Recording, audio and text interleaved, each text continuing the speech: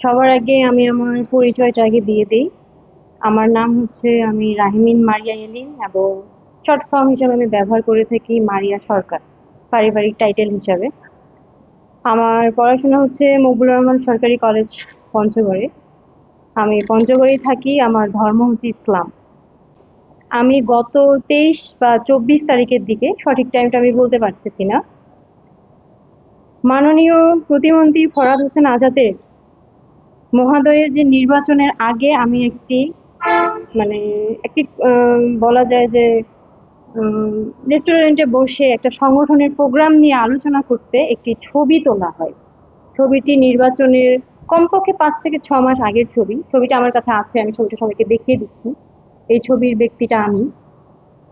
তো ঘটনা হচ্ছে যে গত 27 তারিখ যে মাননীয় প্রতিমন্ত্রী ফরহাদ হোসেন আজাদকে নিয়ে, যে মহোদয়কে নিয়ে যে অশ্লীল একটা ভিডিও ভাইরাল হয়, আমরা সকলেই দেখেছি।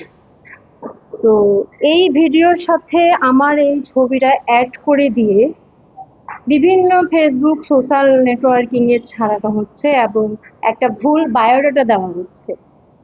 কিন্তু দুঃখের বিষয় যে আমি সেই মেয়েটি নই, কিন্তু সেখানে আমার এই ছবিটা ব্যবহার করে ভুল বায়োডাটা দেশ বা সমাজের কাছে বারবার প্রচার করা হচ্ছে। এতে আমার ইমেজ নষ্ট হয়ে যাচ্ছে। আমার একটা সামাজিক পরিবেশে থাকতে হয়, আমাকে একটা বিভিন্ন জায়গায় যেতে হয়, আমি একটা উপস্থাপনা করি এবং উপস্থাপনা করার সূত্রে আমার বিভিন্ন রাজনৈতিক প্রশাসনিক বর্গের সাথে যোগাযোগ আছে এবং ছবিও আছে। আমার বিভিন্ন রাজনৈতিক ব্যক্তির সাথে ছবি আছে, কিন্তু আমি রাজনীতি করি না বলেই এই জন্যই আমি কোনো ছবি ছাড়ি না। জাস্ট সেদিন আমি ভিডিও ভাইরালের 3 দিন আগে ছবিটা আমি জাস্ট মনের খুশিতে আমি এটা আপলোড করি, আগামী দিনের শুভেচ্ছা এই সূত্রে। কিন্তু যখন দেখলাম যে বিষয়টা পলিটিক্যাল হিসেবে নিয়ে যাচ্ছে, আমি 2 ঘন্টার জন্য ছবিটা ডিলিট করে দিই।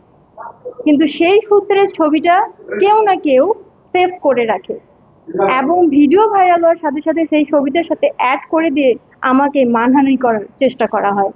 কিন্তু আমি মনে করি এটা উদ্দেশ্য প্রণোদিত আগে থেকেই। আমি সবার কাছে বিচার চাইছি এবং আমি মনে করি এই যে ভিডিও, এই যে ছবিটা ভাইরাল করা হলো, আমি মনে করি এটা পুরোপুরি একটা ফেক, যেখানে মুখ দেখা যায় না। এটা এআইও হতে পারে, এটা তৈরি করাও হতে পারে, বা বলা যায় অতীতে কোনো ওয়াইফের সাথে ছবি তোলাও হতে পারে। এখন আমি মনে করি যে ছবিটা সব মানে যারা তুলেছে বা আমি মনে করি যারা আপলোড করেছে তাদের শিক্ষার অভাব আছে, তাদের পারিবারিক শিক্ষার অভাব আছে। তাদেরকে আমি মানুষের মধ্যে মনে করি না, কারণ একটা ছবি আপলোড করার আগে 10 বার ভাবা উচিত ছবিটা আসলে রিয়েল কি না।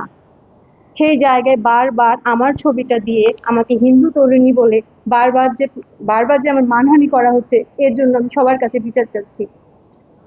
আমি আমার বাবা মা দুজনই মারা গেছে। আমি পঞ্চগড়ে আছি, আমি বিএসএ ফাইনাল ইয়ারের পরীক্ষার্থী। আমাকে অনেক কষ্ট করে পড়াশোনা করতে হয়, কষ্ট করে নিজের ক্যারিয়ার তৈরি করে আমি আজকে এই জায়গায় এসেছি। আজকে যে আমার ইমেজটা নষ্ট হয়ে গেল, সমাজের সামনে আমি মুখ দেখাতে পারছি না, আমি কলেজে যাব কিভাবে এটার মুখ দেখাতে যাচ্ছি না। আমি মনে করি এটা আমাকে ইচ্ছা করে ফাঁসানো হয়েছে। এটাই আমি বলবো, আমি সবার কাছে বিচার চাচ্ছি এবং আমার এই ইমেজটা যে নষ্ট হয়েছে, কিছু কিছু যে মিডিয়া জগৎ যে এইভাবে প্রচার করতেছে, এর জবাব আমি আপনাদের কাছে চাইছি। এটা আগামীকাল থেকে দেখছি আমি যে একটার পর একটা পোস্ট করা হচ্ছে, একটার পর একটা ভাবে আমার মানে মানসিক ভাবে একটা মেন্টাল টর্চারিং করা হচ্ছে। আমি মনে করি না, আমি এখন পর্যন্ত করিনি, কিন্তু ভবিষ্যতে যদি প্রয়োজন পড়ে আমি অবশ্যই তার ব্যবস্থা নেব। গত 24-এ অভ্যুত্থানের পর যখন শেখ হাসিনা দেশ থেকে পালিয়ে যায়, পালিয়ে যাওয়ার পর থেকে নির্বাচন পর্যন্ত আমাকে বিভিন্নভাবেই মানে কিছু গুপ্তধর মানে দল আমাকে বিভিন্নভাবে প্ররোচনা করে, বিভিন্নভাবেই সবার সামনে হেয় করার চেষ্টা করে। এবং বলা যায় বাংলাদেশ এই পঞ্চগড় জেলার যে ছাত্রলীগের সভাপতি ছিল নোমান, তার সাথে নাকি আমার সম্পর্ক এবং ছবি তোলা এবং এই বিভিন্নভাবে আমাকে ভাইরাল করার জন্য হুমকি 25 সাল থেকেই চলে আসছে। এবং আমি মনে করি ডিসেন্ট যে এই কাজটা করছে তার কি ভিত্তি আছে? তার তো কোনো ভেরিফিকেশন, কোনো পেজ দেখছি না, তাকে তো আমরা আজ পর্যন্ত দেখলাম না। কে এই মাল্টিমিডিয়া বারবার কেন অপতথ্য আমাদেরকে ছড়াচ্ছে এবং আমাদেরকে বিভ্রান্ত করছে? আমি এর জবাব চাই।